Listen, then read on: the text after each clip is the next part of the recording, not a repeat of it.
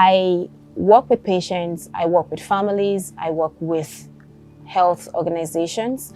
And what I do basically for the patients, I engage them in counseling, therapy. For health workers, I engage them in trainings on how they can help patients connect better with their environment so that they can have an improved health outcome. So basically, it's about bringing an awareness of a patient on the different connections that they have and how they can leverage these connections to prevent illness, to manage any health condition, and to improve their overall quality of life.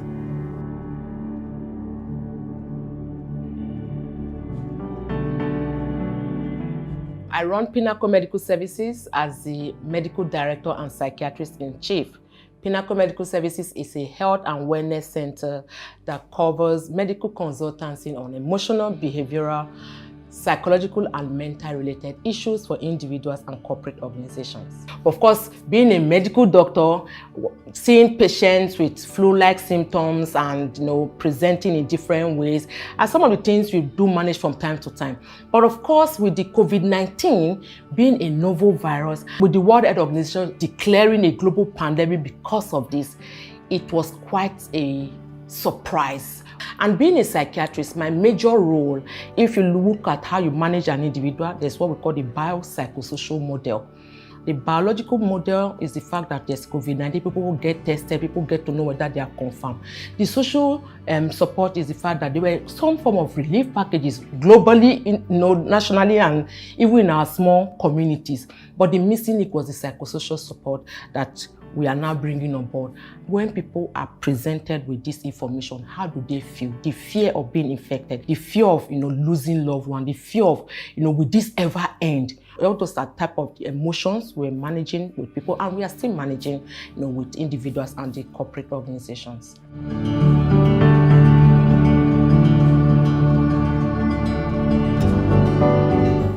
Hello, my name is Vimbai Ekpenyong. I'm a television host and a television producer. Apart from that, of course, a big part of the work that I do is hosting live events. So, whether it's a birthday or a massive corporate event or a launch, you name it, I'm always there to get on the stage, host, bring life. I love big crowds. I love the energy.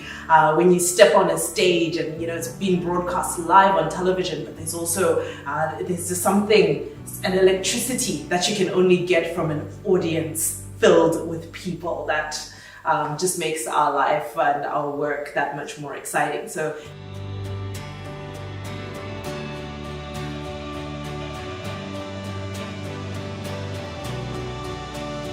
did you do that inspection? Did you check from head to toe? Did you observe? Yes, so I did, and then I noticed, the rashes he usually has around his chest area and his back. Okay. When this started, having experienced this myself, being pregnant and the care that a pregnant woman or a pregnant couple would need, I envisaged that there was going to be a problem. So immediately we heard about the crisis, I just started thinking, what are the services pregnant couples would need? From mothers especially, I don't want to give birth in the hospital. I don't want to contract the COVID-19. Then we had to quickly devise a means through which to reach these people. Now, this was what I was doing on a singular capacity, but there was a need to expand, so we got nurses involved.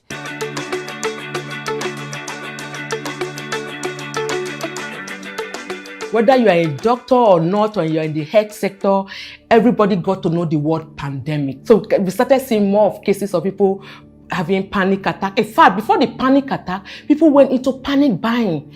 There's so much anxiety, the fear of the unknown, what will happen to me. So that anxiety was, it became even heightened among individuals and their family members. Before this COVID-19, a lot of people were not even sleeping well, especially in the city where I'm Lagos. People were not sleeping well, but COVID-19 just made everything go from 1 to 100. So that changed our sleeping cycle and our eating cycle. Being an organization where we give psychosocial support, we started seeing more of increase in the D and the E. What is D? Depression. And what is he? Experiencing suicidal thoughts. There's an increase in the rate of people that are getting depressed now. Why? People are losing their jobs. People are losing loved ones. Have we had suicidal cases? Yes. Have we had suicidal cases of people very young? Yes. And you'll be thinking children don't get depressed, children don't get suicidal. Children do. Children are also afraid, children are also anxious, children are also depressed. They have not been in school for a long period of time. They have not seen friends, they are not in a properly structured environment because some homes and the home climate is not healthy for these children. The most frequent mental health problem is still anxiety. Anxiety, depression, and substance abuse. They are the top 3, but the topmost on the list is anxiety. And why will make people to be anxious? Because they don't even know when this will end.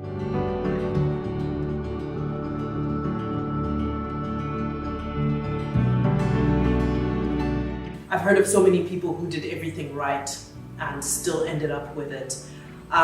So for me, I've just taken what I normally think should be the right precaution and multiply that by 100. So I do everything extra. I always have my sanitizer with me, and even if I haven't touched something, I've just gotten into the habit of sanitizing. I was able to get the spray version of it. So, anything that I just feel like maybe this is something I would touch, or somebody in my home may touch it, I spray it, I sanitize.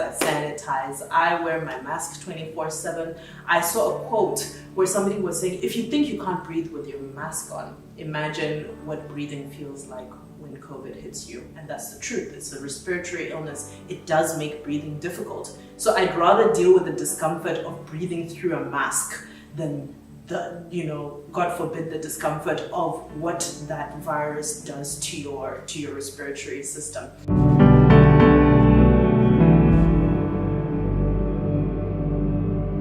Mr. Johnson Ogundari, it's nice to have you connect with us. I can see you are at work, I guess. So how is the clinic environment, sir? So the basic thing was the fear. They did not want to, and many still do not want to, go to the hospital to have their babies. That's 1. 2, there was a challenge of finances. So if I have to have my baby at home, what is it going to cost me? Then 3, we had to ensure that if at all there was going to be a visit by a health worker in nursing, there's something called home visiting. How were we going to be protected? So we had the challenge of having our personal protective equipment. And then who is going to pay or bear the cost? So we had all of these challenges. That is 1. 2, the pandemic affected businesses as well. So how are we going to cater for the financial demand of this pregnancy and the baby? We discovered that we're not just managing a pregnant couple, we're managing their emotional health. We're trying to figure out how they could generate income, how they could gather up some skills and start earning something virtually. So it was a whole lot of work.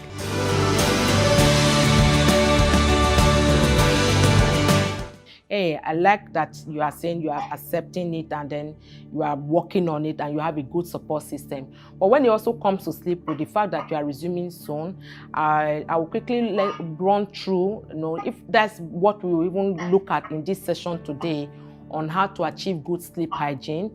I think that will be a very good takeaway for us.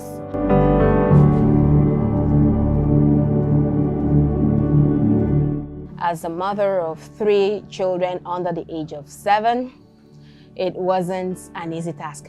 Working from home is not new to me. I've been working from home for the past 7 years. But what I have not been used to is having my husband and my children with me 24/7. Now it wasn't funny. It wasn't funny. So I was used to, okay, everybody off, they're off at 8 a.m. and then I come back to my table, I'm seated. So before I have the children come in, 3:30, before hubby comes in later in the evening. So I was used to that. It wasn't a challenge. But having them sing mommy, mommy, mommy every now and then, wanting to eat like 5 times, 6 times in a day, that wasn't funny. But thankfully, a program I run, which is Parenting from Conception, which was something I experienced and thought I could teach to families, was how to condition my children from the womb so they are able to sort themselves out. And I have a partner that is involving. Whenever he can, he's able to step in and do 1 or 2 things and then go back to work. So it wasn't easy, but I had to engage in meditation and I had to tell myself, the one you can, you do. The one you can't, the roof is not going to blow. Even if the roof is going to blow open, your health first. So I preach that to people. I must first leave it out. So when I am stressed, I communicate. That's another thing. What I do, I let them know. So I let them know mommy needs to rest.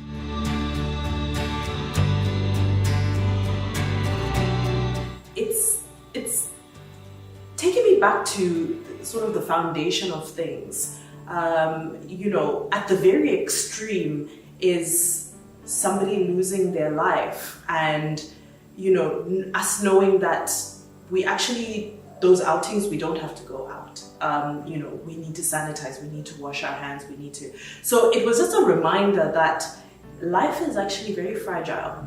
And the other extreme end of it is that, you know, weddings and all these glamorous things that I'm just imagining the amount of money, the stress, the number of fittings, the fabric that had to be brought in from there, the ladies who worked night and day to bead it and make it special. And I was obsessed with, I was crying, it was my world, you know, this dress.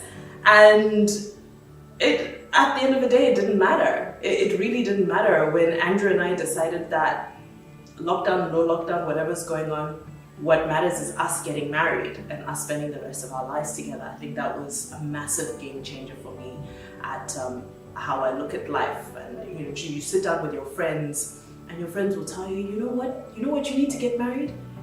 You need your husband, and the registrar, or the pastor, or whoever's, that's it, that's all you need. So all these other things, just like, put them aside, we'll celebrate. But so I think for me, that was a very massive lesson. It's not all doom and gloom. Cleanliness is next to godliness. This period brought us to that. It then means that we have to go back to the basic things that most of us even neglect. So you find out quite a number of us started cleaning our environment, making sure we are clean, making sure our hands are clean and all that. From families that were having challenges, this period brought them together. So there are better communication skills, better family bonding time, and of course, better awareness of who truly you are.